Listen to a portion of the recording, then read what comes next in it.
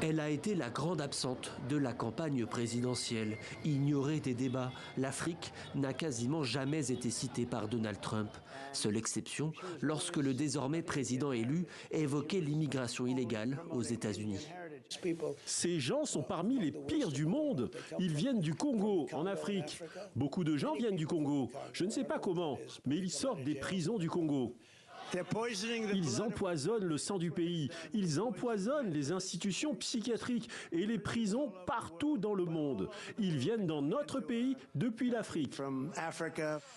Des propos outranciers et un désintérêt déjà marqué durant son premier mandat. En 4 ans au pouvoir, pas une seule fois, Donald Trump ne s'est déplacé dans un pays africain.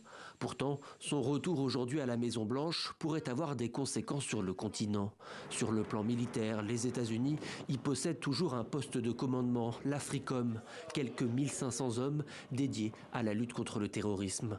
Concernant la santé et le développement, les experts prévoient des coupes dans l'aide américaine qui s'élève actuellement à environ 8 milliards de dollars par an. Des millions de personnes, en particulier les femmes et les enfants, deviendraient encore plus vulnérables à l'insécurité alimentaire, à la pénurie d'eau et aux catastrophes climatiques. Des prédictions inquiétantes qui n'ont pas empêché de nombreux présidents africains de saluer la victoire de Donald Trump. Certains espèrent un revirement politique.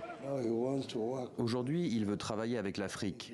Si vous voulez travailler avec l'Afrique en tant qu'ami de l'Afrique, nous vous accueillerons et travaillerons avec vous. S'il ne veut pas travailler avec l'Afrique, bien sûr, l'Afrique a d'autres amis. Nous ne serons donc pas partiaux et nous ne condamnerons pas M. Trump avant qu'il ne se soit prononcé.